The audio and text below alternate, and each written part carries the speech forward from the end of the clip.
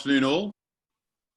Welcome to our joint Harpers and Bodega Argento webinar, Growing Organically, A Natural Progression, Part 1, Viticulture and Winemaking. I'm Andrew Catchpole, editor of Harpers Wine Spirit, and I'm joined today by an excellent panel, all with a wealth of experience and expertise on the subject of organic, but also all drawn from quite different backgrounds and sectors to add differing insights to the discussion. Before I invite our panelists to introduce themselves, though, a few words on this and its complementary webinar tomorrow. Today we cover organic viticulture and winemaking. Well, tomorrow we move the conversation on to the challenges and opportunities for organic wine in the market, joining the dots, if you will, from grape to final consumer glass.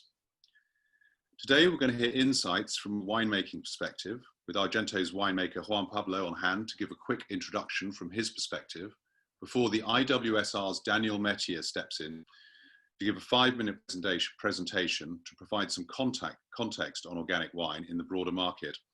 Daniel will also be touching on current trends, including the impact of the pandemic. We'll then open up the panel discussion with Q&A invited from the audience towards the end. And point of housekeeping, if you, the audience, could please use the Q&A function if you wish to pose any questions to the panel, that would be great. Okay, so let's invite the panel to introduce themselves and get rolling. Gregg, as the geographically closest to where I'm sitting, would you like to start? Over to you, Gregg.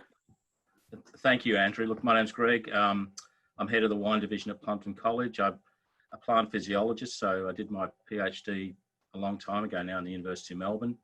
Followed it up with forest research in subtropical Queensland, and I've spent a couple of decades now in viticulture research, viticulture teaching and viticulture extension. So that's me. So from Queensland to Sussex, it's a bit of a move, although we're getting a little warmer here, obviously. Jacques, yes. Say a few words about yourself and your background. Yes, I'm a French producer and trader, specialized in organic wine since more than 30 years. I began in 1983 in this area. And I'm specialized in wines from the south of France, main areas in Languedoc. I'm vice president of Sud Vin Bio, which is the association which organizes the exhibition Millésime Bio, which is the biggest international exhibition of organic wines in the world. And I do organic wine since this long time too, and sell that in 15 countries, in 15 different countries all over the world. We work on quality first. I think that it is our job with our enologist. We selected the wine, we selected the grapes, do the vinifications, blend, and the bottling with our own brand. That's the bio or the organic is a plus, but first we do the quality first. Excellent, thank you. And Carmel, where do you fit into the world of things there at Bibendum? Yeah, well, I'm the head of technical at Bibendum, but in the past I have worked for one of the major supermarkets. So I've been following the organic wine story from when it was wine made from organic grapes. When I did my MW as well, I did a dissertation linked to a sustainability topic on water usage. So I've been following this topic for quite a while. And in my current role, a lot of my involvement will be on the chain of custody and the movement of organic wine in a way that gives that security to the product. That's me. Excellent, thank you. And Daniel? Yeah, I'm basically heading up the wine category for the IWSR, which pretty much for the last 40 years has been the leading source of data and analysis on the global beverage alcohol market as a whole. for the last 10 years since I've been working with IWSR, I've covered a number of markets as an analyst in South America, South Africa, Europe, and the Middle East. And yeah, I'm just going to be adding my 2 cents today regarding what's happening in terms of the trends. Excellent, to help sort of anchor what we're talking about at the end to the trends to the market. Yeah, exactly. And Ben, say a few words. Yeah, hi. So my background, Ben Raskin, I'm head of horticulture and agroforestry at the Soil Association. My background is as an organic vegetable grower, although I now mostly advise. I am running a 200-acre agroforestry project in Wiltshire, and we have 100 vines, table vines there, so we're doing a little bit of vines, but I'm not a grape expert, but I do have a sort of 25 years plus experience in organic horticulture and trees. Which hopefully will also provide some, if you like, sort of external view as well on the bring it into the mix, which would be, I think, important. Would be good. So, will be good. And Juan Pablo, last in our introductions, but far from least. Just want to invite you to, well, firstly introduce yourself, but perhaps also you could talk a little more about, from a personal view as well, about the importance of organic viticulture and how that fits into your philosophy as a winemaker. Thank you, Andrew. Good afternoon, everybody. I'm Juan Pablo. I'm from Argentina. I live in Mendoza. Actually, I'm now at Argento Winery. I've been working in the wine industry for the last 16 years. I'm an enologic license, and I'm in the final part of my master degree of viticulture and winemaking. And I've been for the last 15 years with the Avenir Group. Avenir Group is a large company that involves several projects.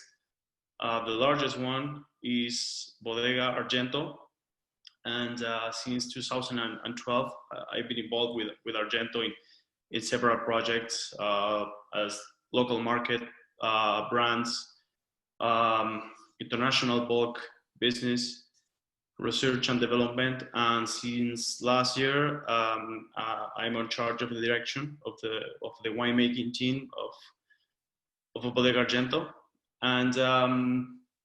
And of course, about organic issues, we've been through a long process since we planted our vineyards by the year 2009, when we started to design our Mendoza's project. We conceived, we have a philosophy of in the way of management, and that I have to say that it was not organic at the beginning. It was kind of a concept, natural concept that I can explain you deeper. But then it turned into organic, and here we are now with approximately 300 hectares of organic vineyards, and maybe pushing into a little bit more of 400 in next year. So, well, we turned maybe one of the largest organic grape producers in Mendoza and in Argentina nowadays.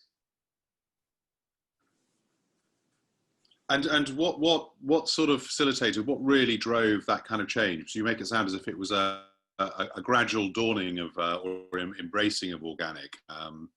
Was there a particular point where you just thought, as a company and or as a winemaker, I'm sure pushing as well, this is the route we're going to go? Well, well, I have to go back to that moment, the year between 2009 and 2010. We had two main vineyards. One is in the High Agrelo. This is approximately 1,100 meters above the sea level, and this is a very big vineyard. It's 300 hectares, which we planted 30. And then we have Altamira vineyard, that it's Uco Valley. It's a 25 hectares vineyard. And well, 10 years ago, we decided to plant there, but we wanted to do something different of what we had been doing, or the industry, that was try to come back to the old days, to the traditional way of management, as our grandparents to do. I'm coming from a winemaking family. My grandparents used to grow their vineyards at the beginning of the last century, mostly Italians, because we are in Mendoza. If you go to San Juan, maybe Spanish. And that way of management was a very traditional.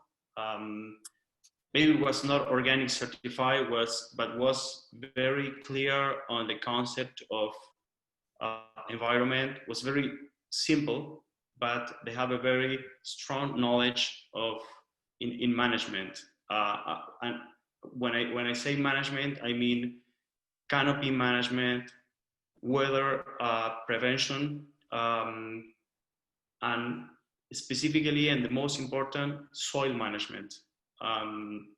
So we try to emulate that concept in order to avoid the new techniques of the last 50 years, using synthesis fertilizings, pesticides, herbicides, of course, is one of the most important points to discuss about, and come back to the old way of management, with working on the soil, with a strong knowledge of what we're doing.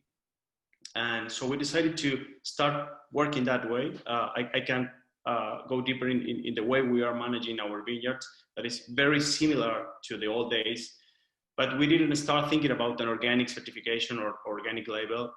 So after a couple of years that arrived, they came because we had to make that official, and we need somebody to say you are doing things right, or somebody have to control. But the idea, the concept was to grow in that way, and the reason to grow and to manage our vineyards in that way was because we really believe that the results, the quality of the grapes, the flavor, the color, the textures, and the wines, of course, later, are much better. We have a tastier, fresher, richer, with darker color wines when you manage the vineyards in that way, you know. So we decided to take that trip. That it's been 10 years, and now here we are with a lot of organic surface planted. Excellent. So I like that concept that in a way you're taking things full circle back to where they were, but obviously with the knowledge, understanding of vineyards, technology that modern times can bring. So that's quite interesting, and I think possibly we'll return to some aspects of that during the broader open discussion. I think for now, to set the scene a little more, Daniel, are you ready? Give us a briefish presentation as we discussed before, and so I'll hand over to you. And I think you've got screen sharing set up, so we'll dive on in. Over to you, Daniel. Sure, thanks. Just grab the screen here.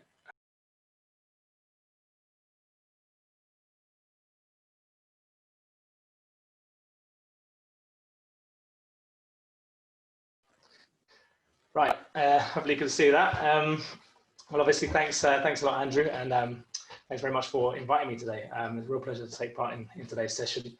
Now, of course, the focus of today's panel is centered on the viticultural aspects of organic wine, but I think it's helpful to add a little context to that regarding long-term market trends, perhaps from a more consumer-driven perspective, particularly with all the added disruptions and difficulties presented to us by the coronavirus situation.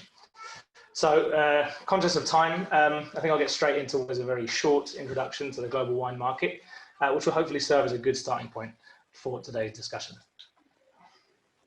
So firstly, let's just take a look at the long-term evolution of the global wine market in volume terms between 2014 and 2019, and with our expectations towards 2024 in there as well.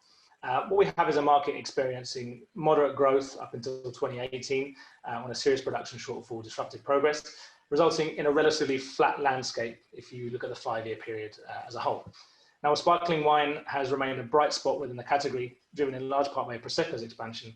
Still wine has come under pressure of late. 2019 saw heavy declines in China, while a contraction in the US for the first time in 25 years proved a major turning point, adding to a series of high-profile wine markets in long-term volume decline.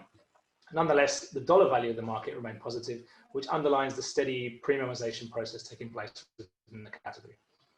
Then, of course, comes 2020, and with it, the COVID crisis.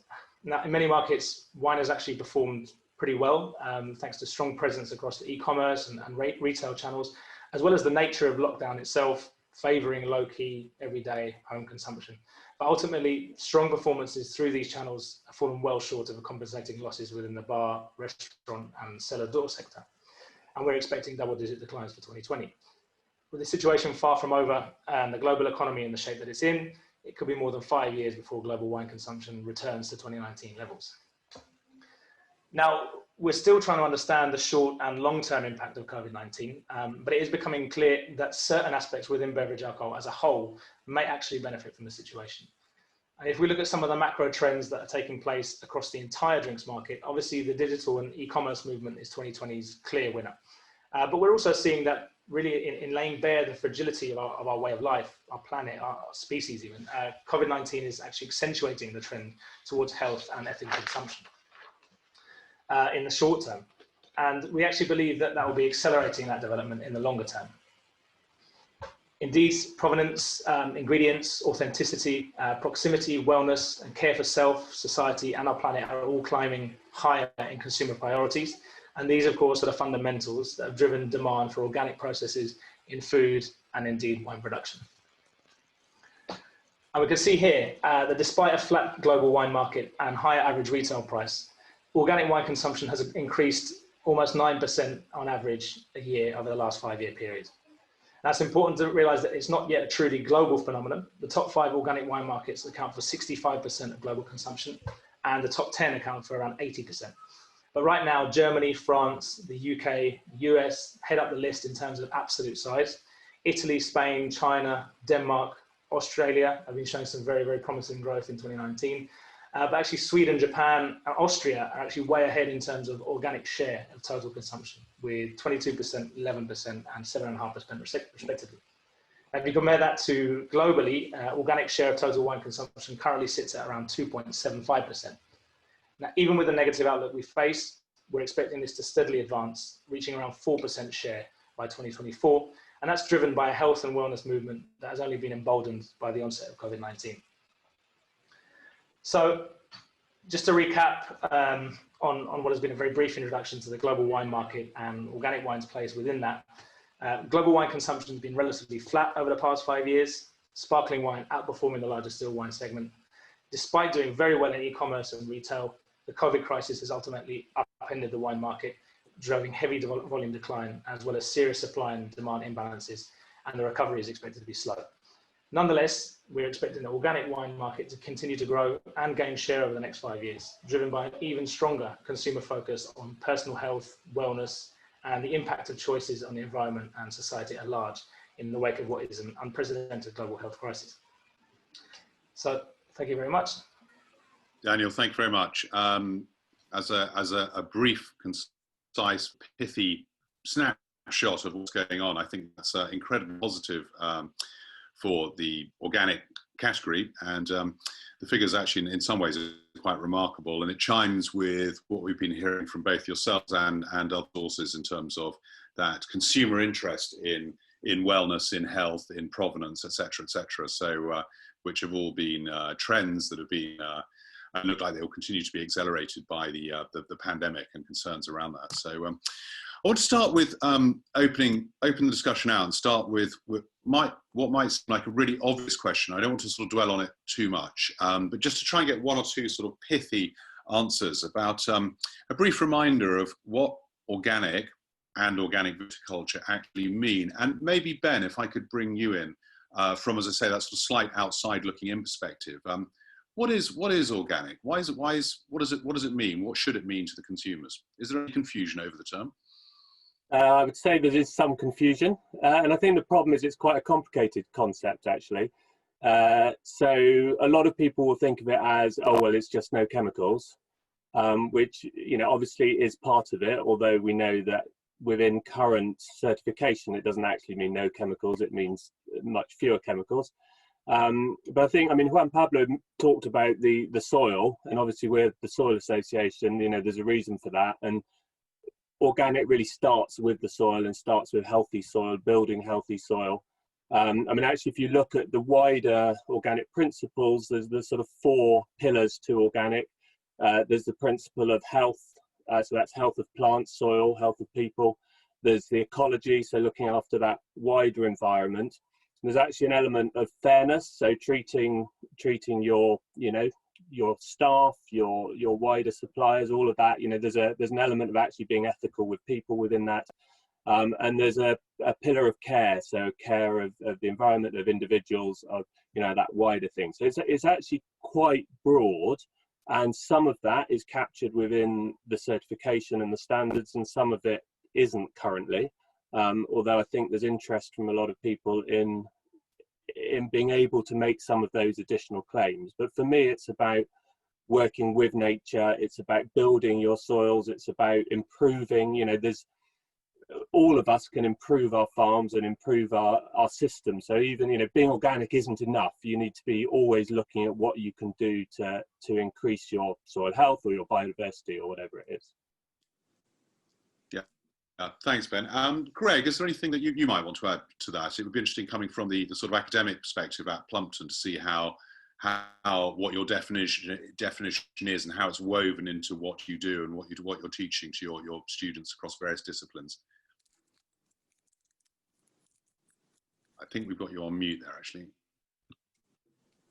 So, Gregg, did you pick up on that? Yeah, look, I did. And look, what Ben said is correct. It is complex, and it may differ from which country you're actually in. But I suppose it's about reducing chemical use, and particularly synthetic chemicals like fertilizers, pesticides, and herbicides.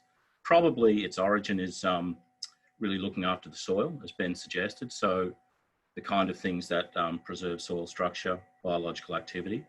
I would argue that you don't necessarily have to be organic to look after your soils. So I'm just putting that out there. I'm not suggesting I'm not going one way or the other, but looking after your soils is possible for someone who's not organic, particularly if you grow something in your interrow. The research, if you look at the research, and there's been a fair bit done, replicated field trials, it does become extraordinarily complex, and there's a lot of things that are quite equivocal. Like, I suppose one of the clear things about organic is that it does lead to a reduction in yield and growth.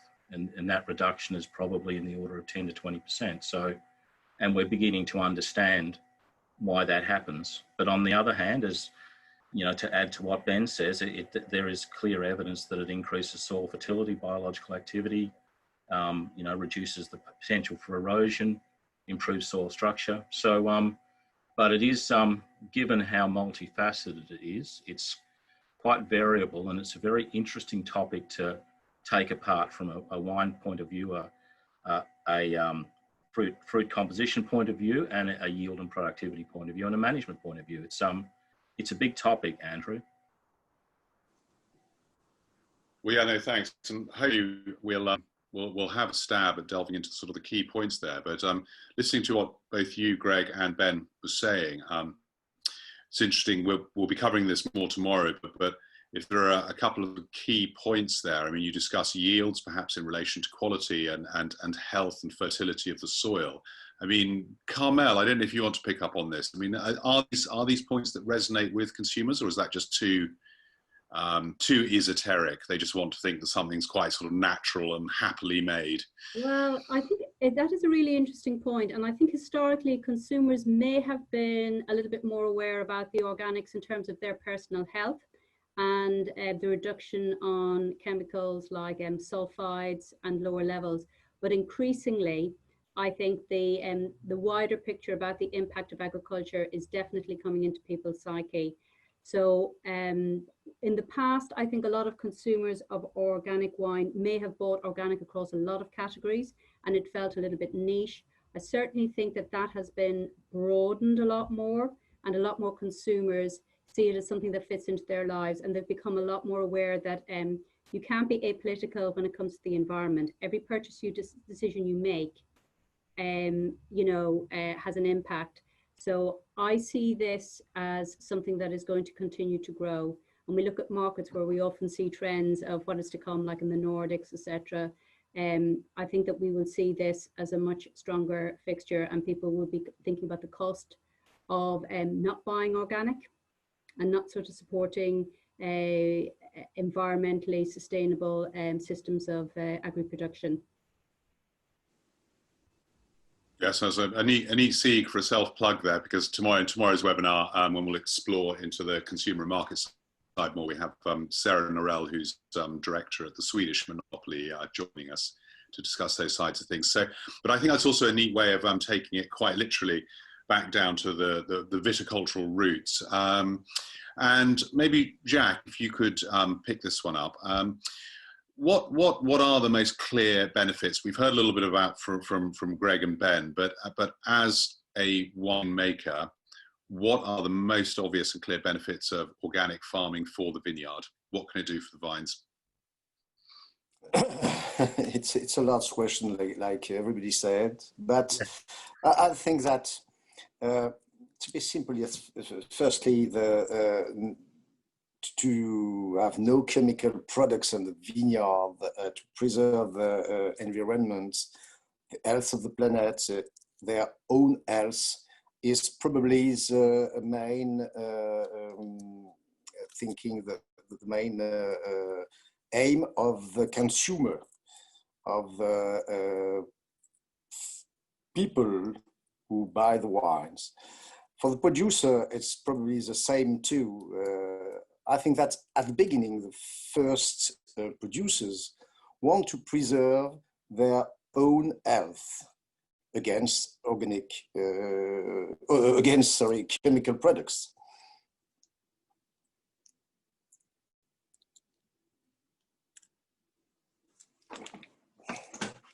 Sorry, I don't. You're mute, Andrew. Right. I think I'd left myself on mute there. I had some background noise. So firstly, protecting the health, not just of the vines, but also the producers and people all the way along the chain. Yes. Yeah. Pablo, is that something you'd like to pick up on from the viticultural side again? What the evident benefits are? Well, yes.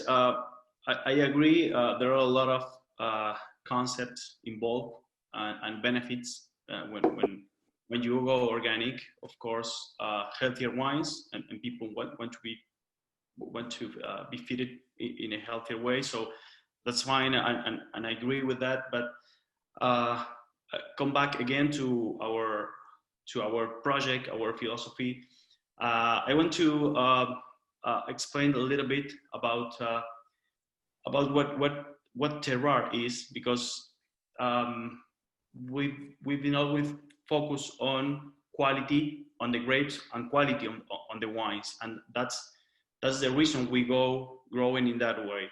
And when we think about terroir, that it's a complex concept, but what we are sure is the soil is one of the more important components on the terroir concept.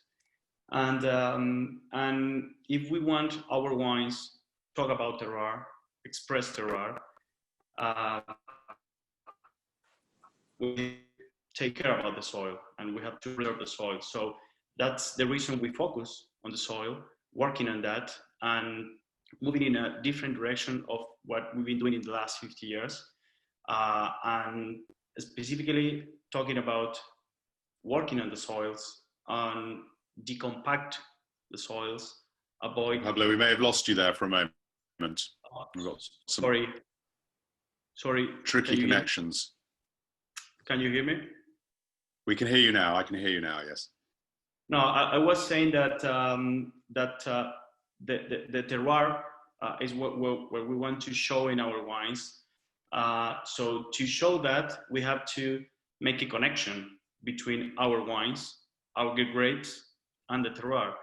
And the only way to do that is to have a healthy soil and to have a connection between the soil and the wines. And the only way to connect that, to plug that, it's our roots.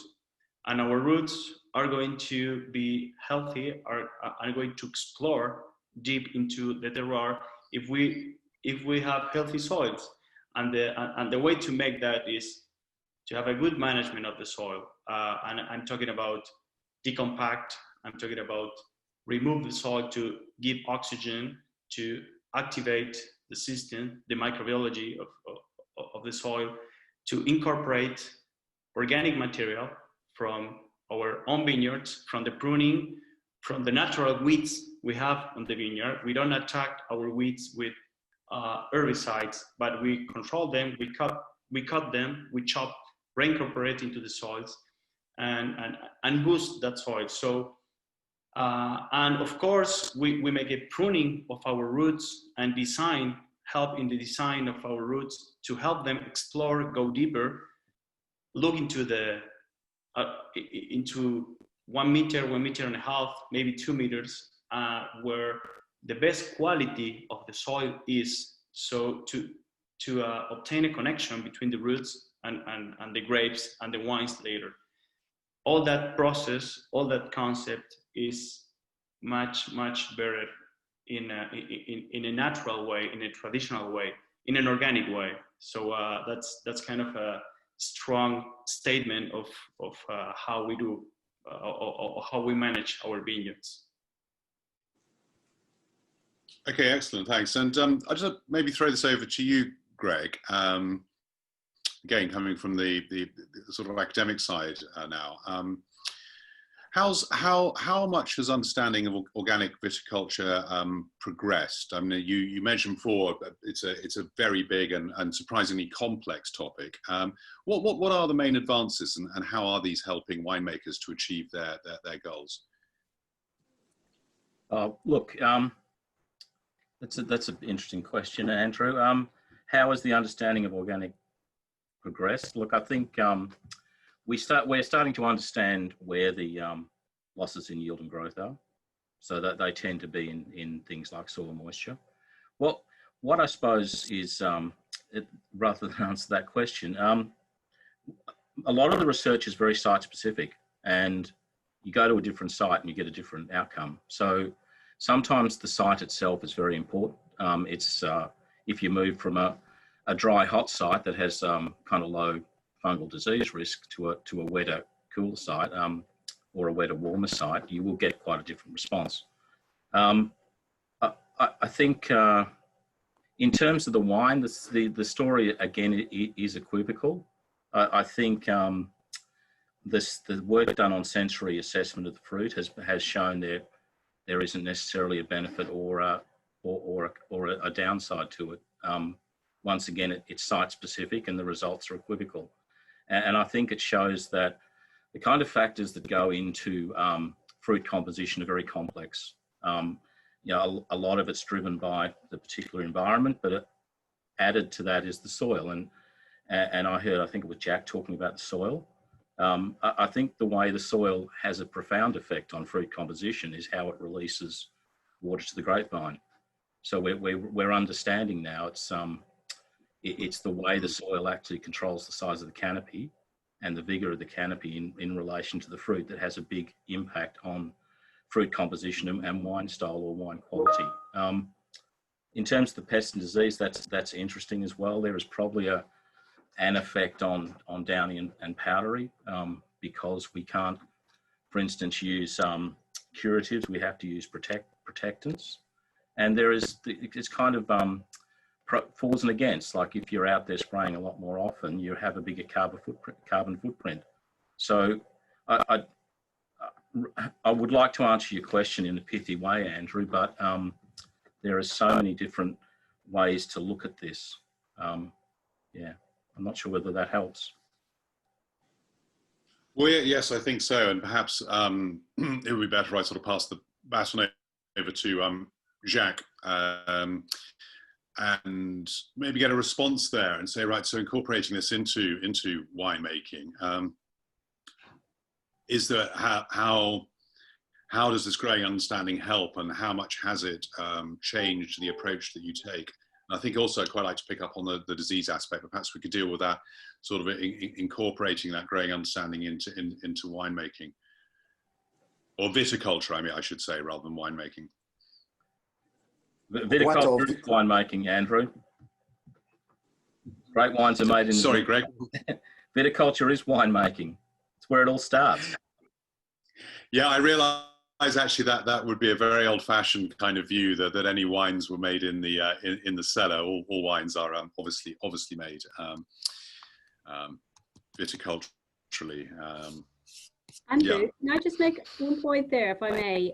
I have noticed over the years when I speak to winemakers who are working organically, you can really sit down with a cup of tea if you ask them about what their issues are and tell them a little bit about their vineyard, because they know it intimately. And there really are so few nets that exist to try to treat issues if they haven't thought it through. It does really drive you down that path of you need to have really good fruit coming in to have a good chance of making a fantastic wine at the end. And I think that attention to detail and that intimate knowledge of their sites is something that always strikes me when I speak to organic producers. Like Gregg said, if you know, the same, it isn't a case of one treatment fits all.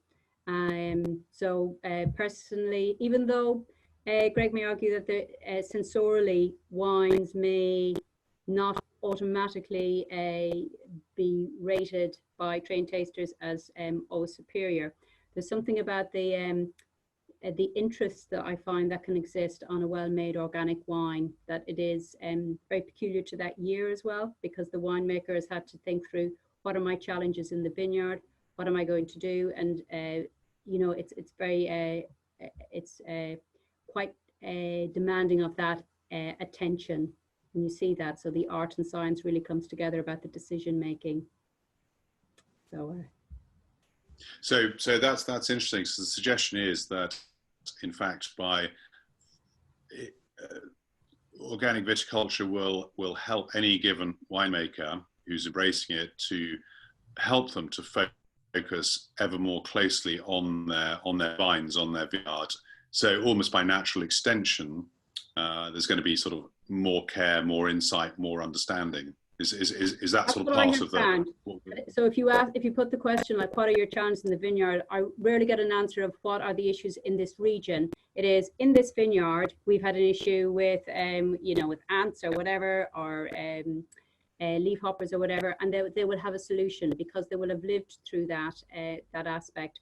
So by definition, there's a lot more labor in the vineyard as well, in terms of being able to mechanically address the demands of the canopy management, etc. So, you know, there's a very close, intimate relationship I have found, even at larger production levels of organics. They have to stay very, very close to what's going on in the vineyard. And when I've asked about the challenges in the winery, they say it's really about the vineyard. We have to go back there because there's not a lot that you can do. There's less that you can do in the winery to correct that. So it's all about the focus on the selection and the management in the vineyard. And then paperwork. Yeah. Ben, I don't know if you could pick up on that and thinking across other agricultural sectors. Does this, just peering into the wine side of things, is this a familiar story? Would this be very similar across all agriculture? Yeah, I mean, I hear exactly the same conversations with almost any crop. I mean, the particular problems might be different, but yeah, you don't have things you can pull out of the cupboard to treat things. So you have to get the system right, and you have to, you know, everything has to be right all the way along. And I do think, you know, I don't know how much vineyard owners and growers, I don't know how much they interact with other sectors. I suspect there's opportunities for more cross collaboration. I mean, as an example, we've just been running a trial with our innovative farmers program with cider growers, looking at using willow wood chip as a mulch. And the concept is that the salicylic acid in the willow actually sort of triggers an immune response within the tree that makes it better able to combat, in this case it was scab disease, but the theory is that it would work almost on anything. I mean, it's the same as aspirin with people, it's the same compound. You know, that trial showed some promise. You know, would the similar thing work with mildew in grapes, or would, you know, I don't know, maybe it would, but actually having some of that cross-pollination of ideas, I think, would be helpful from both sides. Yeah. So, Jacques, a kind of Jacques' question: can viticulturalists and wine producers do more to learn from other sectors, or in your experience, is that sort of exchange of information, ideas and knowledge already being undertaken? It has changed since a long time, or not? I don't understand all. Yes, the technical things. Well, yeah, we'll come back to the technical things as well. The question was more about sort of sharing of knowledge between different sectors, so from the wine sector to other agricultural sectors. So where there's a flow of knowledge, so I think certainly in the past, and now hopefully the distant past, there's been some sort of insularity possibly around wine production, the whole trade actually, but we've seen ever more kind of sharing, people and ideas coming in from outside. So the question was whether or not there is enough sharing, in your opinion, of information between different sectors, or do winemakers just tend to talk to each other, train and learn from people like Gregg and keep it all within the wine sector? Could more be done to cross-fertilize and share ideas regarding organic best practice? Yes, certainly, yes, a lot. Because at the beginning, there's, yes, 30 or 20 years ago, it was a little word without sharing, and the exchange and the technical evolution were very important for develop the quality and develop the market. The quality developed the market too, because of technical progress on filtration, on cold areas, etc., etc. That was, yes, certainly very important to share all that between different sectors. Yes. Okay, there's another interesting point that was raised now, which I want to come back to. That's we're talking about lower yields and then treating for disease and so on. I mean, Juan Pablo, maybe you could help to answer this. I mean, surely there has to be a balance with accountants on your back, I'm sure, and the health of the vineyards. And where does the balance, and how do you best get the equilibrium between moving towards organic while also ensuring that you're not incurring a lot of extra cost? Or is that a misnomer that you'd be incurring a lot of extra cost? Well, of course, at the beginning, for us, it's been 10 years approximately since we started. And of course, at the beginning, it's going to cost you more because we are used to use another techniques. The chemical industry help us, giving us tools to make easier, all the agriculture in general. And when you go organic, of course, you have to use higher amount of man hours, of manual laboring, of mechanical jobs. So that's at the beginning can cost you more, but with the time, we are sure that the health of our vineyards is going to improve. If our vineyards are healthier, they're going to be balanced on the production, and they're gonna keep producing more year by year. It's like if you train too much to be very strong for several times, you're gonna be strong, but sometimes you have to go down, and when you add a lot of synthetic fertilizings, and you push your vineyard to give you high yields for a short time, by the end of after several years, those vineyards are going to start to go down. But the opposite happens when you go organic or naturally, and we've seen that in the old vineyards. If you come to Mendoza, you can see in places like Pedriel or Agrelo, or even in Uco Valley, some vineyards that are 100 years old, and they are still producing. They are not giving us big yields, but they are still producing. And those vineyards has been managed by a traditional way, sulfur, copper, and soil movement, soil remove, oxygen in the soil, and a good root system. And so in a long term, your vines are going to be healthier, and your yields are going to be balanced, But I always like to say an extra point here, that it's the quality of the wines.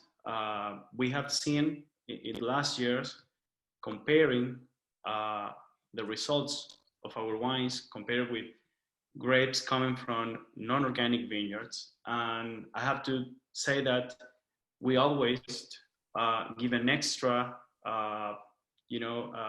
qualification to the organic wines in terms of color, in terms of freshness, acidity, vibrancy, and flavors. So it's not only the concept. Our best qualified wines here in the winery are coming for organic grapes, and so that's the reason we are keeping doing that.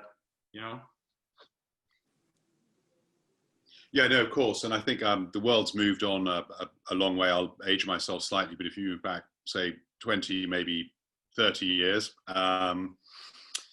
when I first really was introduced to wine and began appreciating and drinking wine more widely, I think then organic was, and I don't want to go over too much old ground, but I think there were producers who were perhaps more idealistically following an organic path, as opposed to doing it for a quality enhancing thing. I mean, Carmel, maybe we could bring you in, and the sort of Bibendum experience, looking at the Bibendum organic portfolios.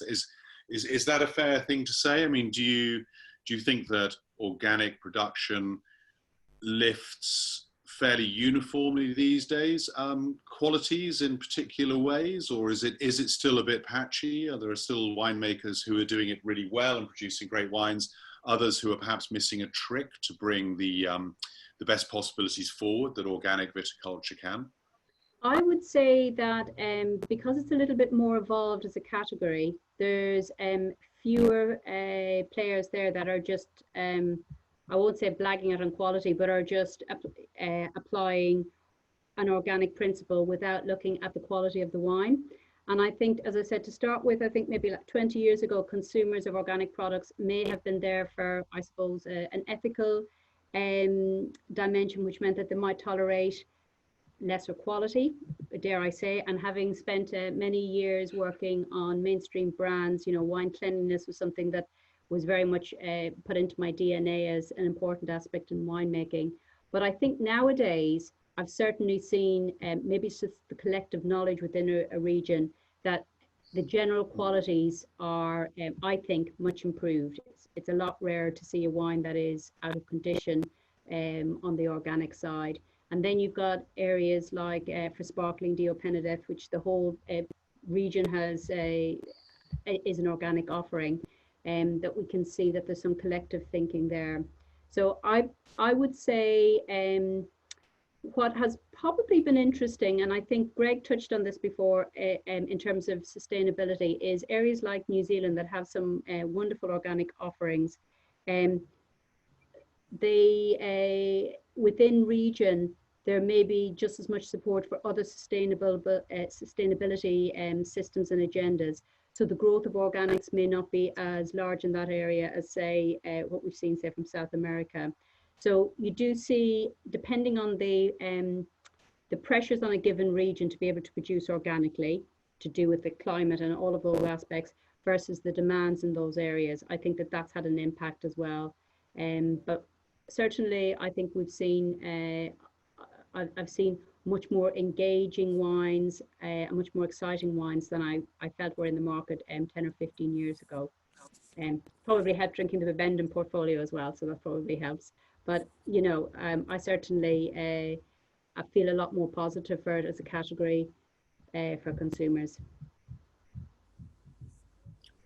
Excellent. And got a couple of questions coming in. So audience out there, I might just hold on to them for a moment. We will certainly get around to them. Gregg, in terms of technology, is there much out there?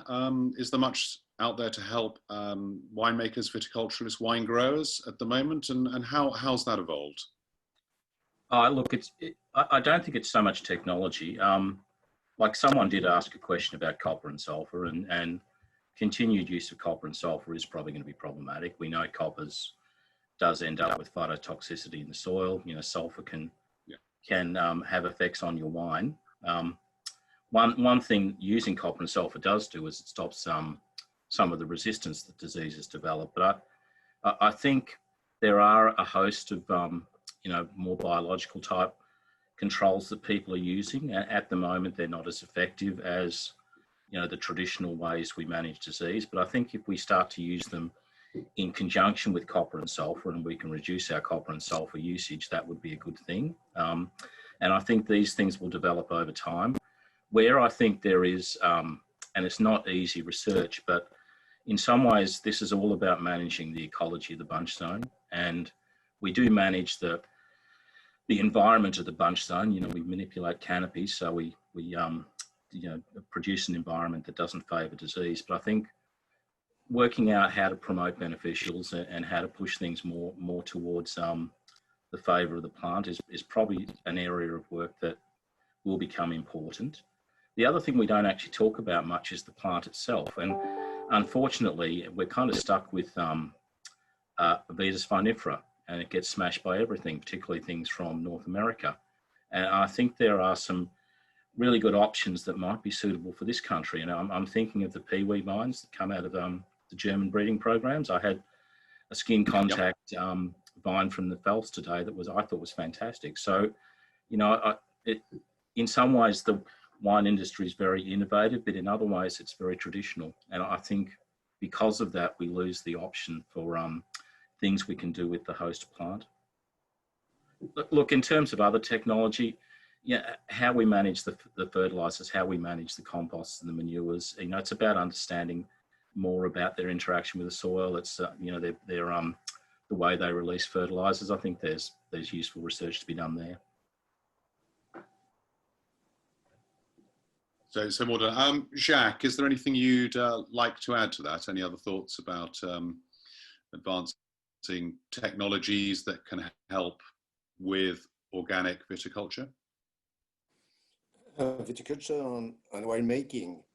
Yes, I think yes, a lot of things change in winemaking since 10 years or 20 years, and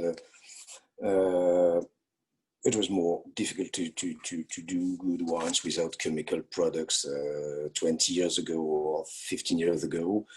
And with the apparition of tangential filtration or other technique like cold and heat. It has changed all this physical treatment. It's only physical treatment. And the evolution of the enology in general, it has changed all. And we arrive now to do very good white wine, very good rosé wine in south of France, in organic culture and in organic winemaking. And it was not the same thing 20 years ago because of the less of technology. And this new technology, this new physical technology, change all for us and for the quality of the wine. And I think we do now without sulfite wine, organic and without sulfite wines. And it's not easy, but for organic sellers like us with experience, we can do that at the same level of quality as the non-organic wines, and without sulfites or without other chemical products in the winemaking. Yes, everything changed with that since 20 years.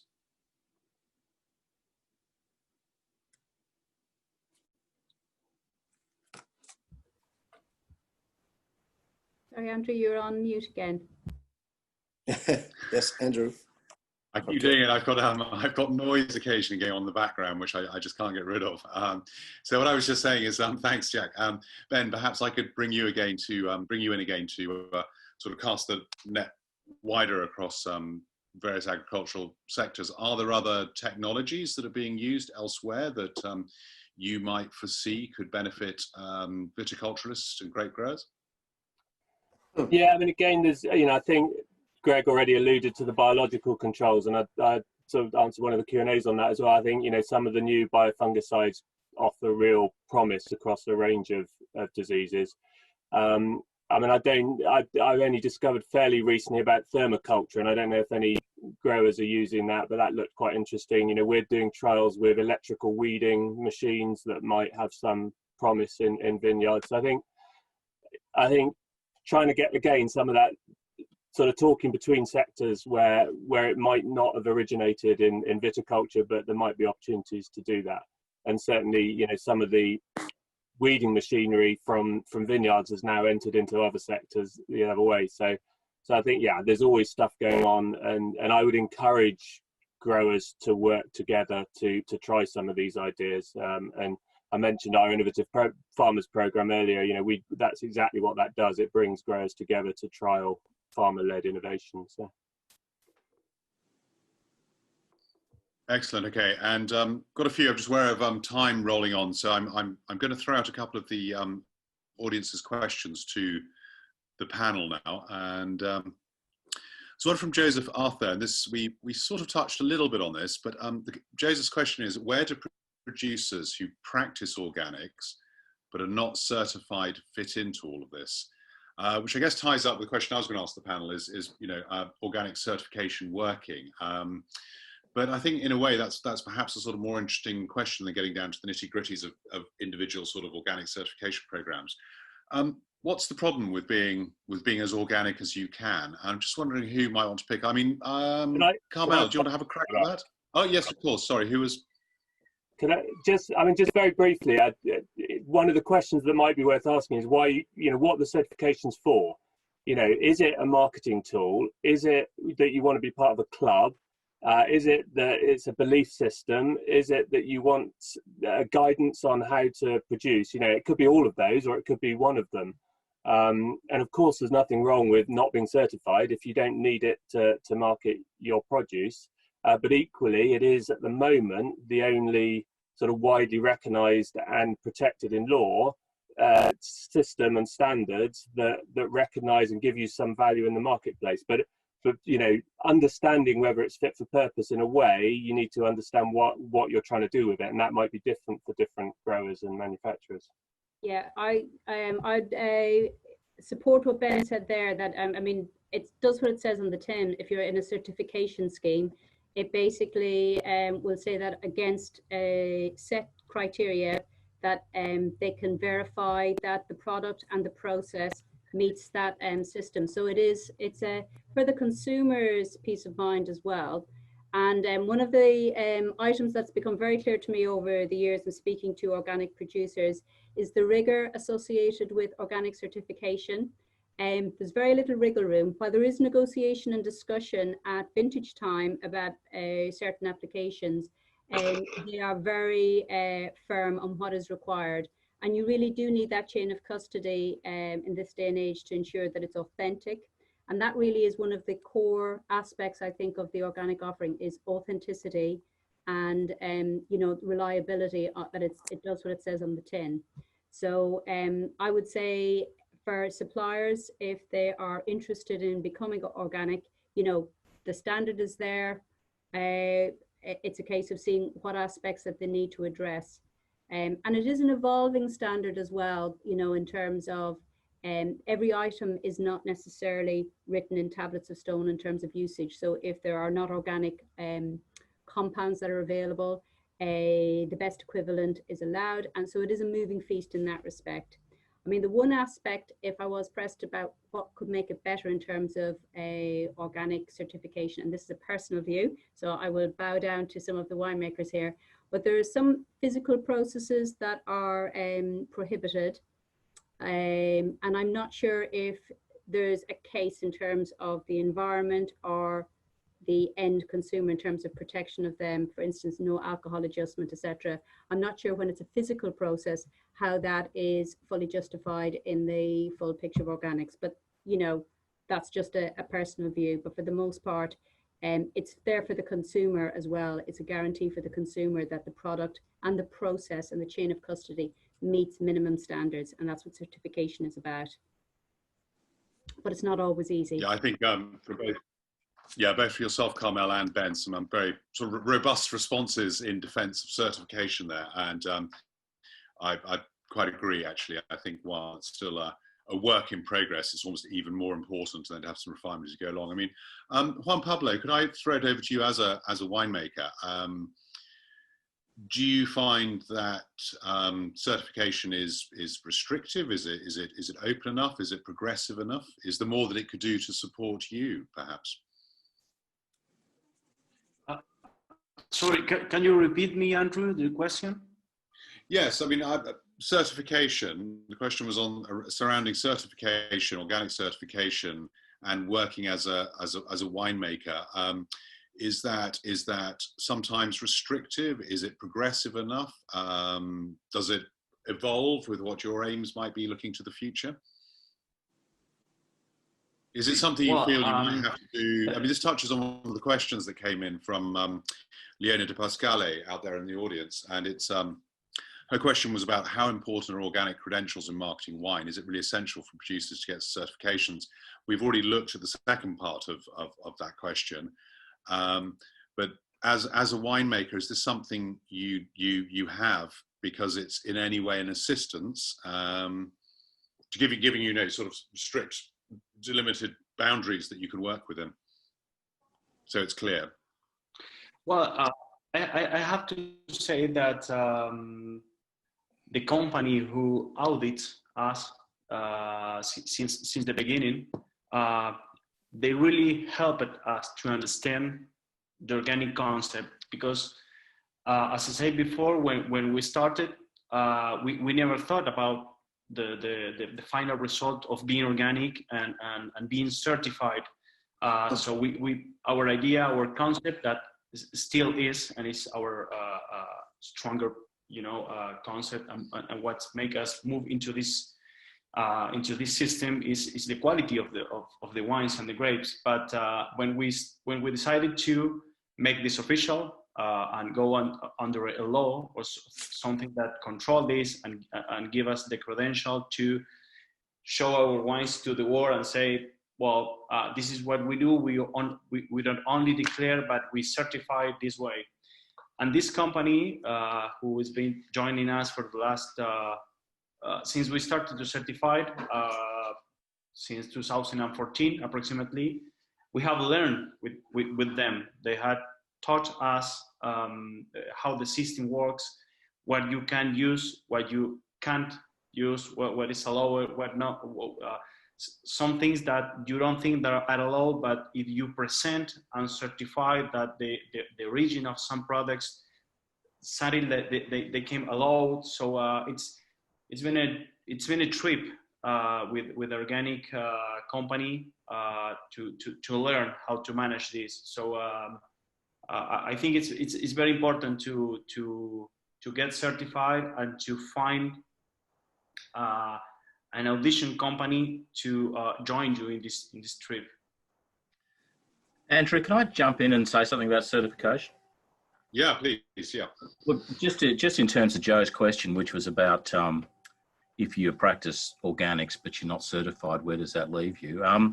My view is that sustainability in some ways in vineyards and wineries is a very broad church. And, you know, we have biodynamic, we have certified organic, we've got low input, we've got conventional viticulture, but there are certification systems that exist to do with sustainability. And you may or may not be aware, but we have a new one for the UK wine industry, which was developed by Wine GB and Chris Foss. So that looks at things like carbon emissions, what you do with your water in the vineyard and the winery, what you do with your waste, you know, some of the social issues. So, you know, I think probably there are certification systems out there for people who aren't necessarily certified in organic, but practice, you know, a lot of the principles of organic viticulture.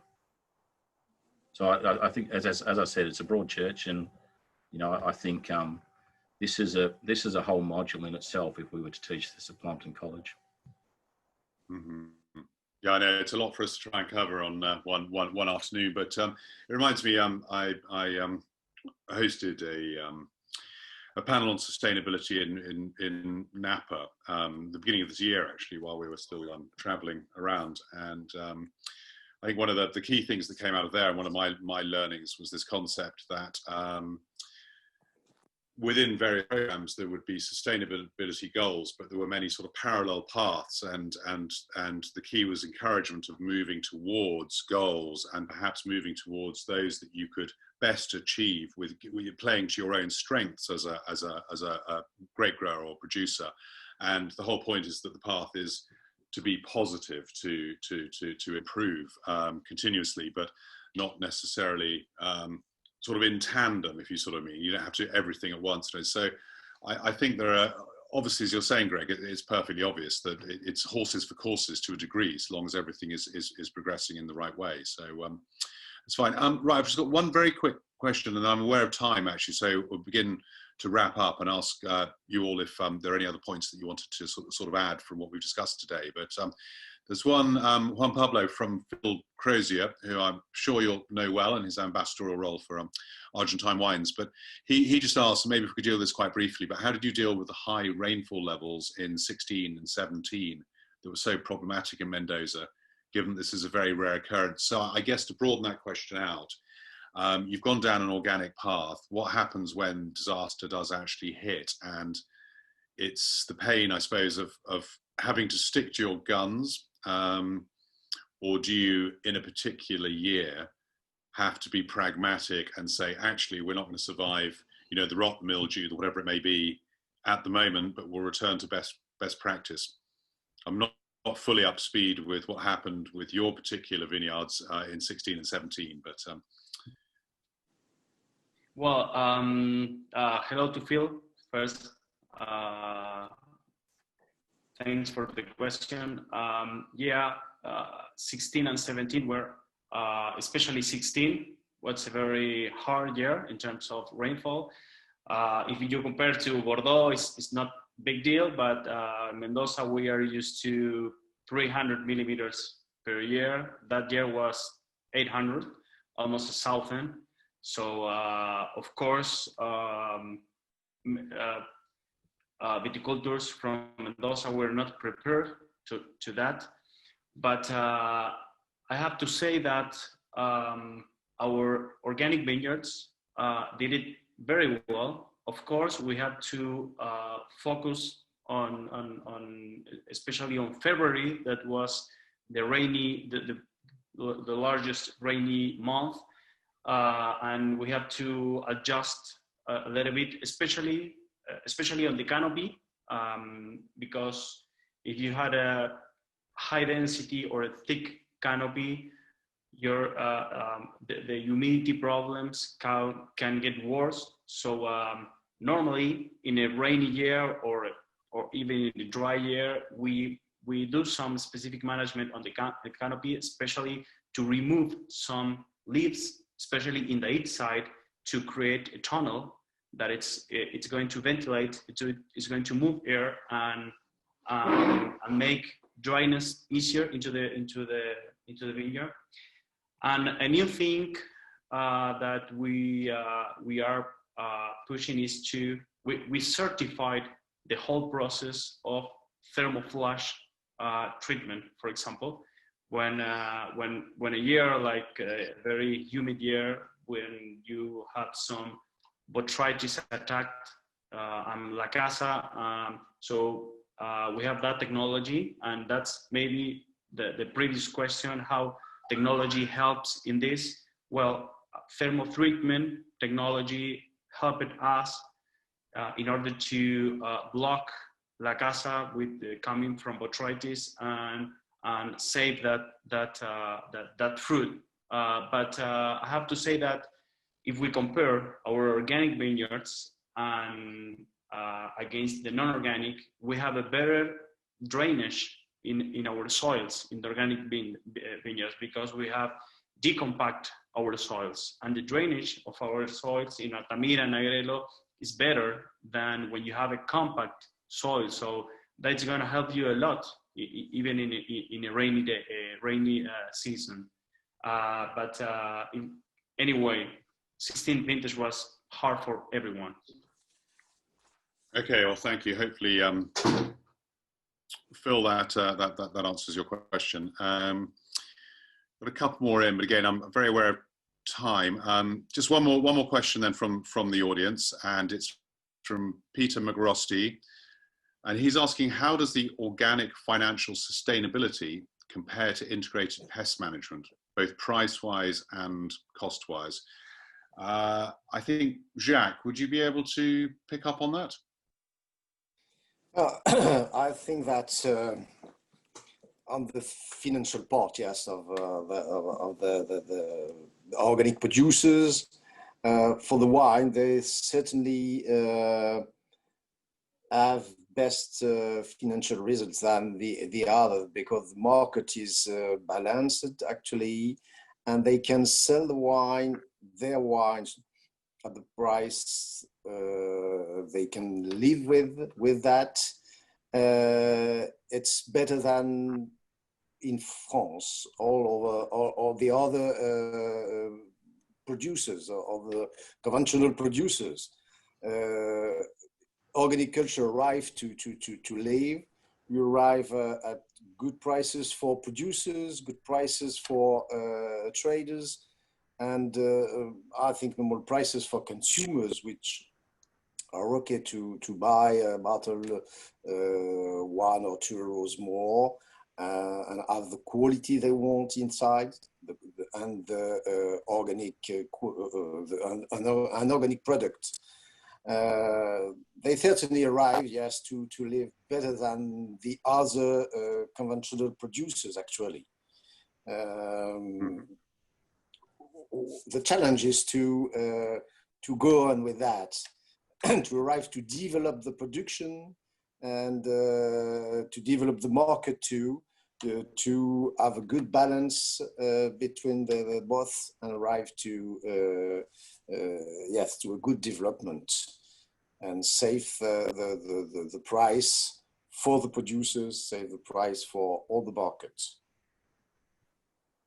Okay, excellent. Thank you. Andrew, can I have a shot at that? Yes. From a vineyard perspective? Like Peter's question is about integrated pest management. There are a couple of key principles of integrated pest management. One of them is it's pragmatic. So, and it has an economic bottom line as well as an environmental bottom line. So, integrated pest management, if all else fails, will come up with a pragmatic approach.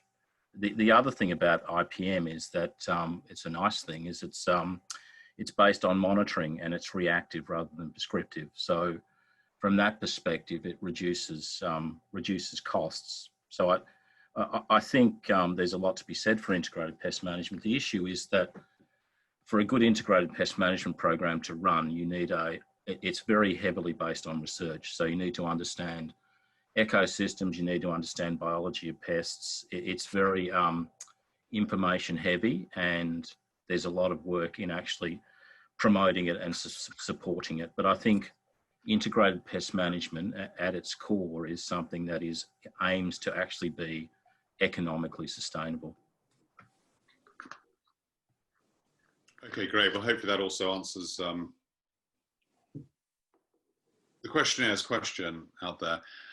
Okay, well, I think we've covered quite a lot of ground. I know we could discuss this sort of quite passionately all day, but I want to begin to wrap up and just invite our panel, in summing up, if there are any thoughts either on a sort of single biggest challenge or biggest opportunity looking ahead in terms of organic wine. So I don't know, if we kick off, maybe Daniel, where do you see a challenge and an opportunity for organic wine looking ahead? And it could be on the marketing side as opposed to the viticultural side, despite this session being biased that way.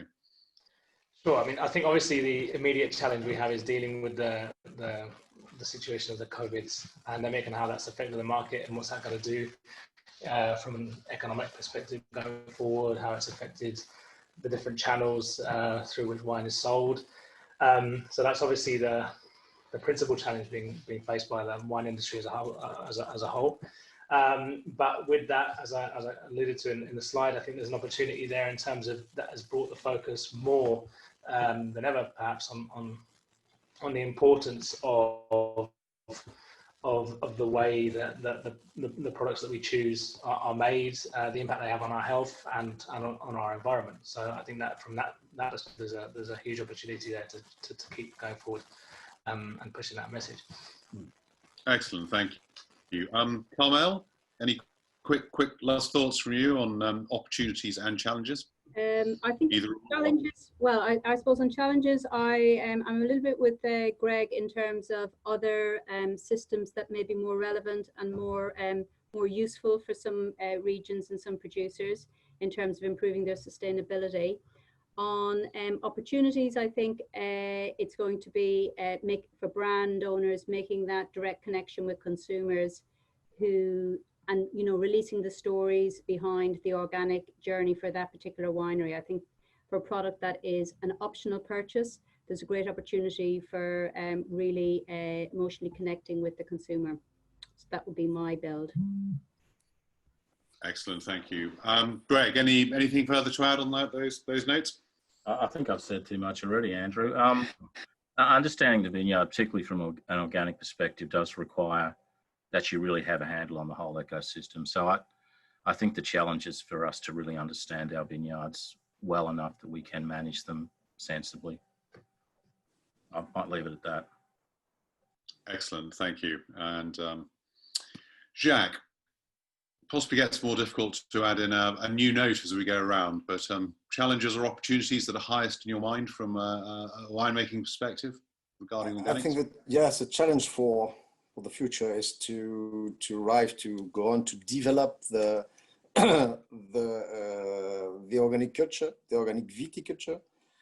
And because in France, we're around 10% only of the production in organic wines, so it's a lot, but it's not enough. And there is 90% of vineyards which are conventionally produced. And I think that the biggest challenge is to arrive to develop the production and develop the market at approximately at the same speed, and keep the quality of the wine at the best level to arrive to this development, because consumers actually want to have the best quality, want to have the best quality and organic, it's a plus.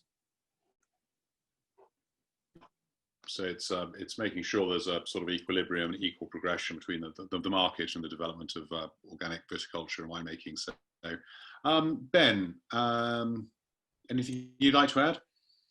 Looking in? I think probably most of the opportunities have been covered, but I do think copper is still a massive challenge. I think it's a high risk for organic producers to still be using copper. I think, you know, the downside of a growing organic market and of people asking questions about where their food is coming from is that they're asking more detailed questions.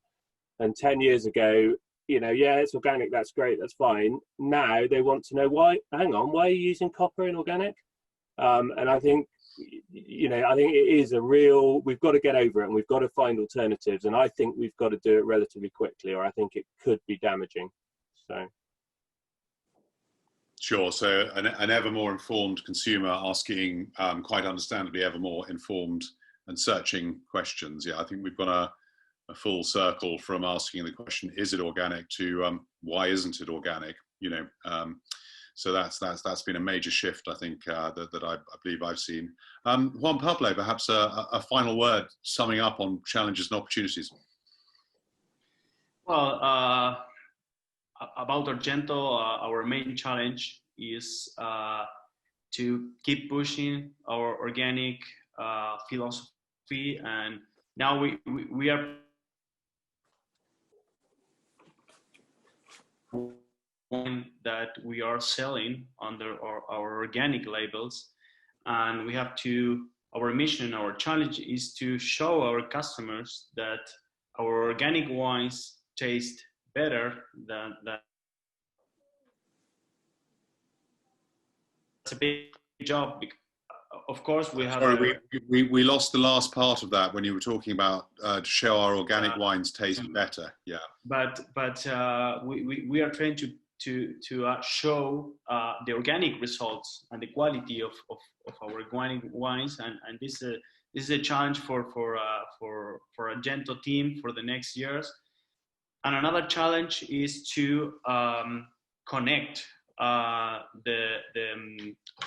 is to connect the organic management with the sustainability that it's the we are doing now, but it's the next step of you know, the water treatment, the water safe, and the way we treat our vineyards. We care about our soils, we care about our underground rivers, we care about our people, the people who manage our vineyards.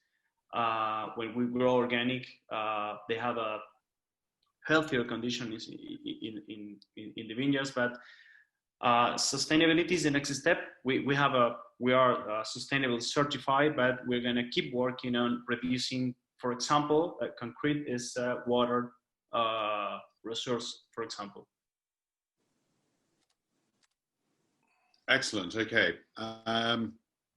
All that remains from me is to very much thank you, the panel, and the audience for listening in. I hope there's been something of value today. We've certainly covered, I think, a reasonable range of topics within organic. And so thank you very much, Carmel. Thank you, Ben. Thank you, Gregg. Thank you, Daniel. Thank you, Jacques. Thank you, Juan Pablo, and also Bodega Argento for partnering with Harpers to run this mini-series of organic webinars. We'll be back at the same time tomorrow with a different panel, excepting Juan Pablo, 3 o'clock, when the second Growing Organically, a Natural Progression webinar will look at engaging the consumer, some themes which we edged towards today, but we'll be looking more closely at the market, consumer trends, and so on, not least building upon the heads up that Daniel gave us earlier, which was great. So thank you very much, and hope to see you all in person in the not too distant future over a glass of wine. So thank you.